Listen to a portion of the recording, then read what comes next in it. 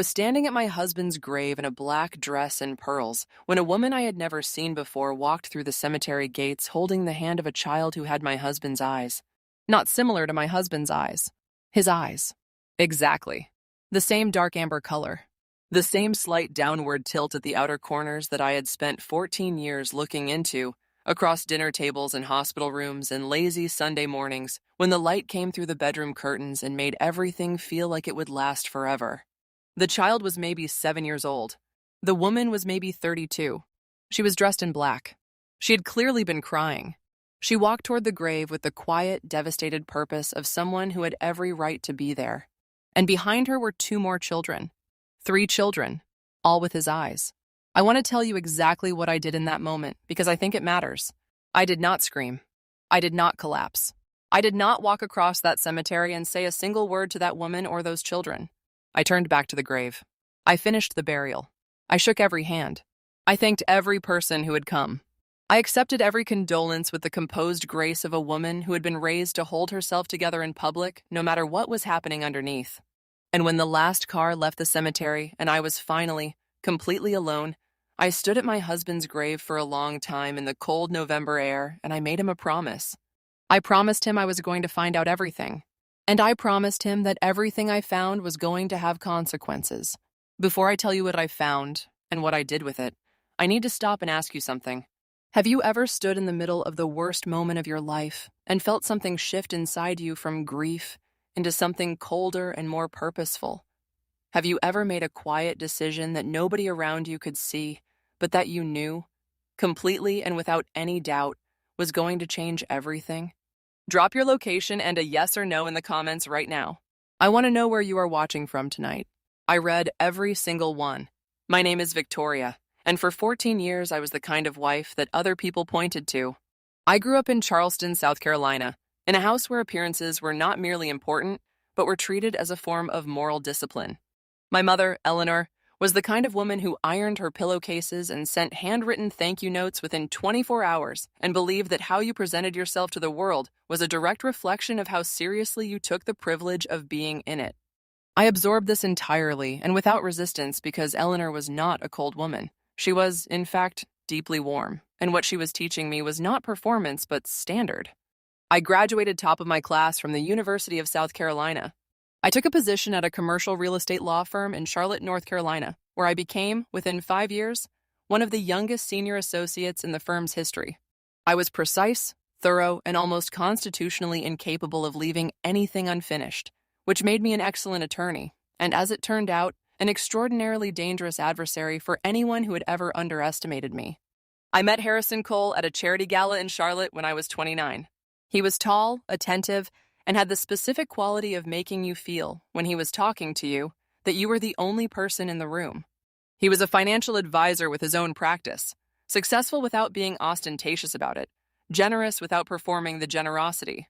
He was the kind of man who remembered the names of waitstaff and held doors and called his mother every Sunday, and I fell in love with him with the wholehearted certainty of a woman who has been careful her entire life and has finally decided that this one is worth the risk. We married 14 months after we met. We bought a house in Myers Park. We built a life that looked, from every angle I could see, exactly like what I had always believed a life could be. We did not have children. This was not by choice. It was the specific, quiet grief of a couple who tried and waited and tried again, and eventually arrived at an acceptance that cost more than I will describe here, because some losses are too private for even the most honest story. Harrison was kind about it in ways that made me love him more than I already did. He never made me feel that I had failed him. He never looked elsewhere. Or so I believed. I was 43 years old, a partner at my law firm, when Harrison's assistant called me on a Tuesday morning in September to tell me that Harrison had collapsed in his office. He was at Carolina's Medical Center. It was serious. He died 4 hours later. A massive cardiac event. He was 47 years old. The cardiologist used words I understood professionally and could not process personally, and I sat in a hospital corridor in my work clothes with my hands in my lap and felt the specific violent subtraction of a person who has been the center of your life for 14 years, simply ceasing to exist. I called Eleanor. I called our closest friends. I made the arrangements with the methodical precision that grief sometimes produces in people who have been trained their entire lives to function under pressure.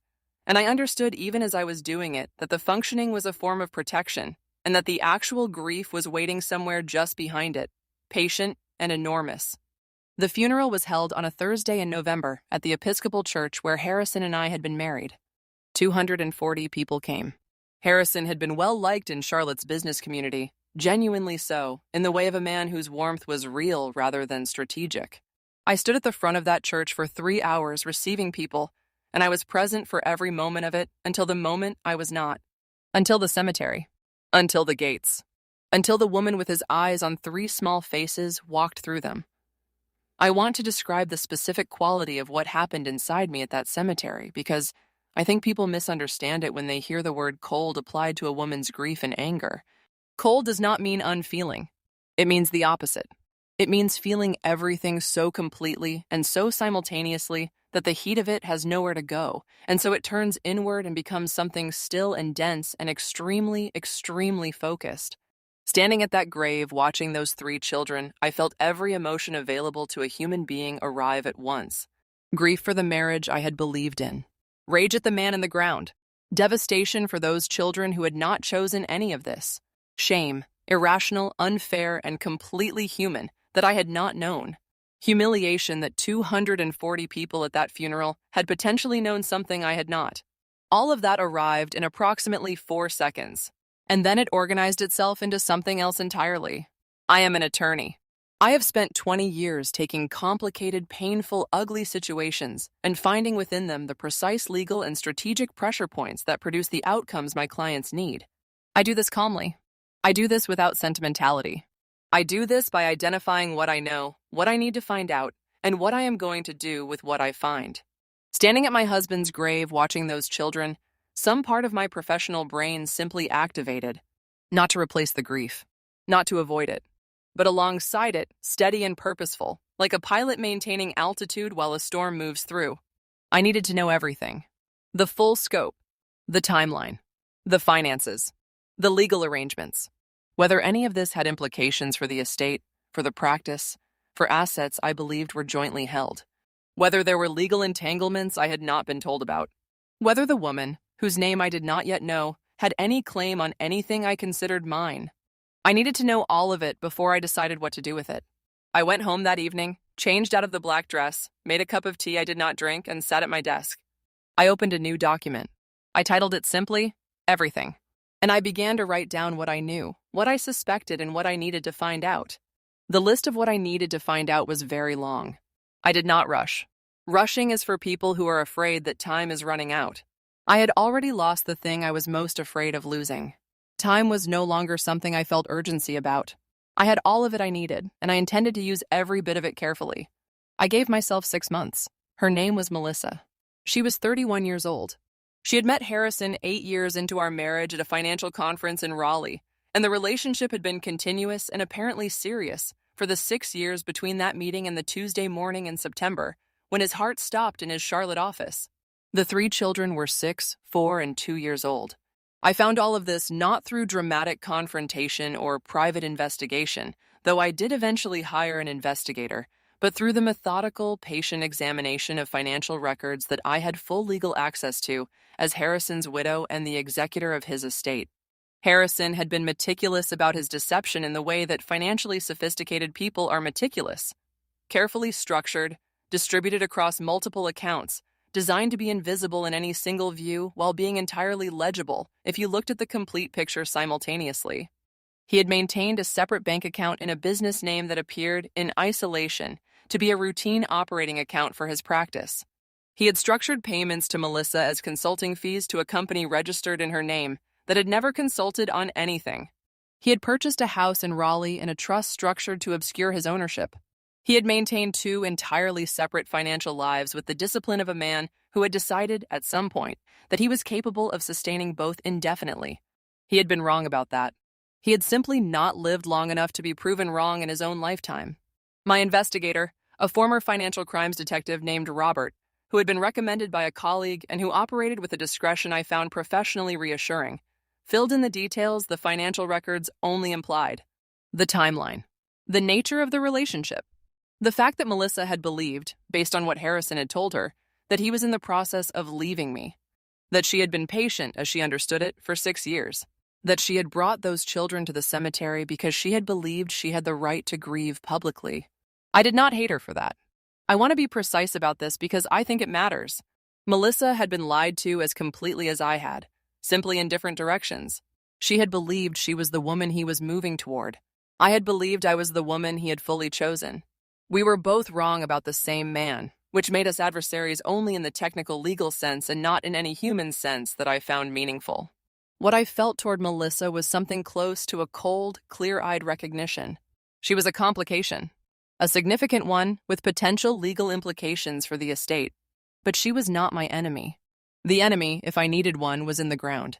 And there were other people, living people, who had known. That was the discovery that moved the temperature in me down another degree and sharpened the focus further. Harrison's business partner, a man named Douglas Webb, had known for at least 4 years. I found evidence of this in email records I accessed as a state executor.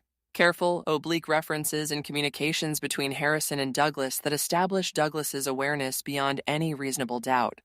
Douglas had known. Douglas had said nothing. Douglas had attended my husband's funeral, shaken my hand, and said with apparent sincerity that Harrison had been the finest man he had ever known. Harrison's brother, Craig, had known for at least 3 years. I found this in phone records. Patterns of contact between Craig and Harrison that clustered around specific dates I could now, with context, identify as significant. Craig had been at the funeral. Craig had embraced me. Craig had cried. And Harrison's mother, Patricia Cole, a woman I had spent 14 years treating with the devotion of a genuine daughter, who had spent holidays in my home and held my hand through the grief of our failed attempts to have children, and called me her bonus daughter with what I had always believed was complete sincerity, had known for 5 years. 5 years. I sat with that one for a long time. The document titled, Everything had grown to 47 pages by the time I felt I had the complete picture. I read it twice. I closed my laptop. I sat at my desk in the house in Myers Park in the quiet of a winter evening, and I thought about what I was going to do. I had options. I could pursue the estate implications legally, which I had standing to do, and which would be straightforward given the documentation I had assembled. I could confront Melissa directly, which would accomplish little beyond pain for both of us. I could confront Douglas and Craig and Patricia individually, which would be satisfying in the immediate term and strategically useless. Or I could wait, and plan, and find the single moment where everything I knew would have the maximum possible effect. I chose the fourth option. I had given myself 6 months. I had 4 remaining. I used them well. The thing about being cold and calculated is that it requires you to be an exceptional actor in the meantime.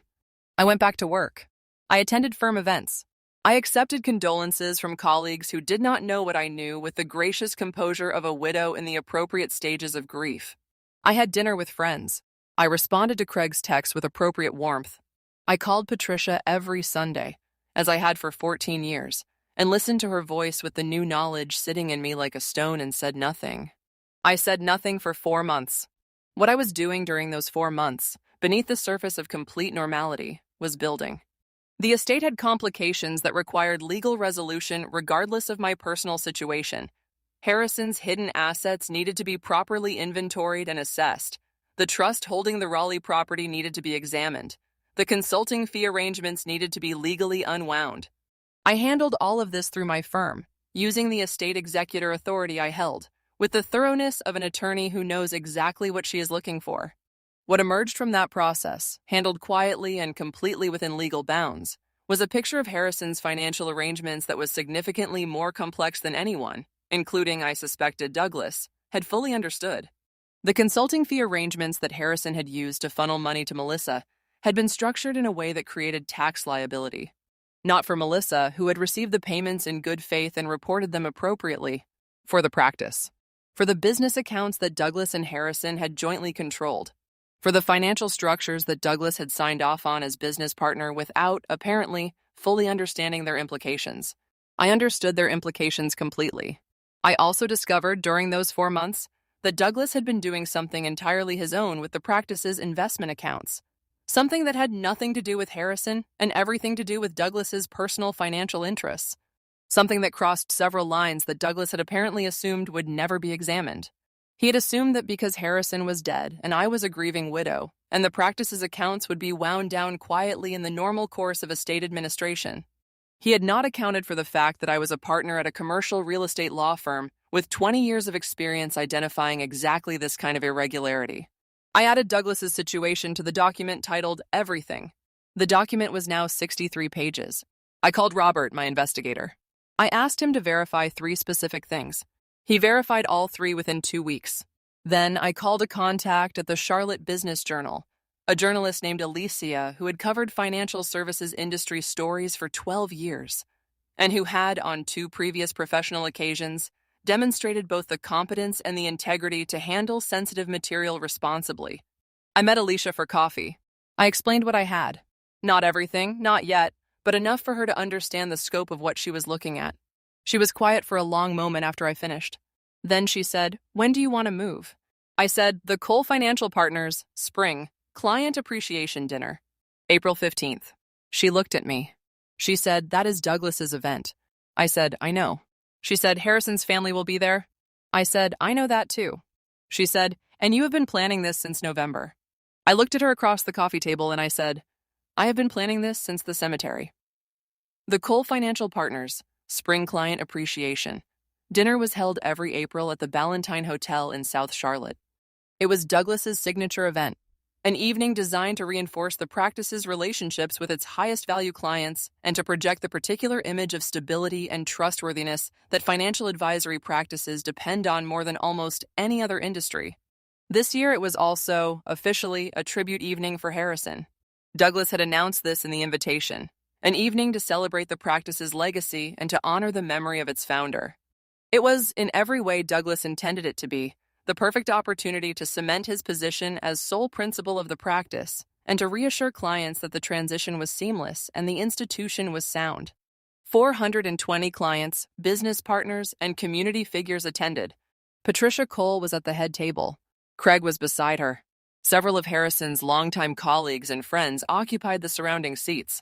I was at a table near the center of the room in a midnight blue dress that Eleanor had helped me choose because she said it was the color of someone who has made up her mind. I had told Eleanor everything 6 weeks earlier. She had listened without interrupting, which was not her natural inclination, and when I finished, she was silent for a long moment. Then she said, "What do you need from me?" I said, "To sit at that table and not react until it is over." She said, "I can do that." She was at the table beside me, her posture perfect, her expression composed, wearing her own midnight blue. Alicia Drummond was at a press table near the back, with credentials that Douglas's event coordinator had approved without realizing whose byline they represented. Robert was near the exit with 2 contacts from the North Carolina Securities Division, who had been, for the past 6 weeks, conducting their own examination of the material I had provided them. And Patricia Cole was at the head table, looking elegant and composed, the grieving matriarch of a financial dynasty, the woman who had known about her son's second family for 5 years and had chosen, every Sunday for 5 years, to call me her bonus daughter anyway. The dinner proceeded. The tribute to Harrison was moving in the way that carefully crafted public tributes always are, specific enough to seem personal, vague enough to avoid accountability. Douglas spoke about Harrison with the warmth of a man who had decided that the dead cannot contradict him. Craig nodded solemnly from the head table. Patricia touched a handkerchief to the corner of her eye. I watched all of it from the center of the room with my hands in my lap and my face completely still. Douglas was 20 minutes into his remarks about the practice's future and his own vision for its continued excellence when Alicia's story went live on the Charlotte Business Journal's website. In the age of smartphones, the speed with which information moves through a room full of financially sophisticated people is remarkable. I watched it happen in real time. The slight movements, the screen glances, the whispered exchanges, the spreading quality of a room collectively discovering something that changes the context of everything they are currently experiencing. The story was thorough, sourced, and carefully within legal and journalistic bounds. It documented the tax liability issues created by Harrison's consulting fee arrangements and Douglas's role in structuring them. It documented the investment account irregularities. It documented the Securities Division's ongoing examination. It noted that Victoria Cole, Harrison's widow and estate executor, had provided documentation to regulators. It also, in its final 3 paragraphs, noted that Harrison Cole had maintained a second family in Raleigh for 6 years, had financially supported that family through structures that created legal complications for the practice, and that multiple people in Harrison's professional and personal circle had been aware of this arrangement. It named Douglas. It named Craig. Douglas stopped speaking mid-sentence. He looked at his phone. He looked up at the room. He looked at me. I looked back at him from the center of the room with the same expression I had worn at the cemetery in November, composed still, completely present. He had no prepared response for this. There is no prepared response for this. He had spent 6 months assuming that Victoria Cole was a grieving widow and not a 20-year attorney who had been building a 63-page document since the day she buried her husband. The Securities Division contacts moved from the exit toward the front of the room. They were not making an arrest. They were serving notice of a formal regulatory proceeding, which is quieter than an arrest and in some ways considerably worse, because it means the process is just beginning and will be long and public and expensive. Douglas's face went through several things in rapid succession. I watched all of them without expression.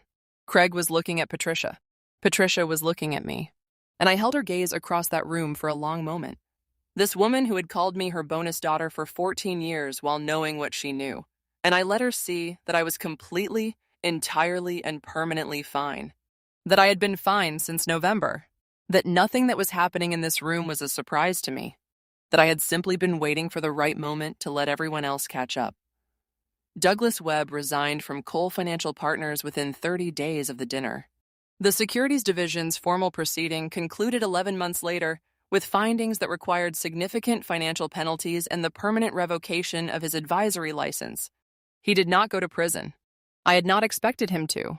The law operates on its own timeline and within its own constraints, and I had known from the beginning that the outcome would be professional and financial rather than criminal. It was enough. The practice was wound down in an orderly process that protected the clients, which had always been my primary concern, because those clients had trusted Harrison and Douglas with their financial futures and were innocent of everything, and the assets were distributed appropriately through the estate process. The Raleigh house and the trust was sold. The proceeds were handled through the estate in a manner that Sandra, I brought in outside estate counsel to avoid any conflict with my own firm, determined was legally appropriate. Melissa received a settlement that I had proposed and that Sandra confirmed was fair given the circumstances. I had proposed it not from warmth, but from the recognition that those 3 children existed and had not chosen any of this, and that the financial arrangements their father had made for them, however dishonestly structured, had been intended for their benefit. I met Melissa once at Sandra's office to sign the settlement documents. We did not speak beyond what was necessary. She looked tired in the way of someone who has been through something enormous and is still in the middle of processing it. I recognized the look. I saw it in my own mirror sometimes. I said, "I am sorry for what he did to you." She looked at me for a long moment. Then she said, "I am sorry for what he did to you too." We signed the documents. We went our separate ways. I do not know what her life looks like now, and I have not sought to find out. She is not part of my story anymore. She never really was. Patricia called me 6 weeks after the dinner. I let it go to voicemail. She left a message that was long and careful and covered a great deal of ground without quite arriving at the specific words that would have made it an actual apology. I listened to it once. I did not call back. Craig sent a letter. A physical letter, handwritten, which I give him some credit for. It was more direct than Patricia's voicemail. He used the word sorry several times, and I believe he meant it in the way that people mean things when the consequences of not meaning them have become very clear.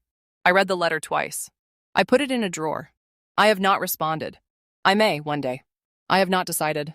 That decision belongs to future Victoria, who will have had more time than current Victoria to determine what she wants from those relationships and whether any version of them is worth maintaining. What I know about forgiveness is what I know about most complex legal situations. It is not something that can be forced to a resolution on someone else's timeline. It will arrive when it arrives. And in the meantime, I am under no obligation to perform it for anyone's comfort. There is a house in Myers Park that I have been renovating. Not dramatically, not in the way of someone erasing the past, but carefully, in the way of someone who has decided that a place can hold both what it was and what it is becoming simultaneously. I kept the garden. I kept the library Harrison built along the back wall of the study, because the books are mine and always were. I changed the bedroom, not because I could not bear it, but because I wanted it to reflect who I am now rather than who I was then. Eleanor visits on Sundays. We have dinner and she irons things that do not need ironing, and we talk about everything and nothing, and sometimes we do not talk at all, and that is equally good. I am back at work full-time. The cases are interesting. The colleagues are good. There is a kind of clarity that comes to professional work when your personal life has been stripped to its foundations and rebuilt. A focus, a prioritization, an ability to identify what actually matters in a complex situation that I think has made me a better attorney than I was before, which is something I would not have predicted, and which Harrison would find deeply ironic if he were here to observe it. I think about him. I will not pretend otherwise. 14 years of love does not become nothing, because the person who received it turned out to be something different than you understood. The love was real. The mornings were real. The 14 years were real. I refuse to retroactively unmake them simply because their foundation was compromised, because those years are also the foundation of who I am, and I am not willing to unmake that. What I think about most is not the betrayal. Betrayal is, in the end, something that happened to me and that I responded to, and that is now behind me in the way that completed things are behind you. What I think about most is the cemetery.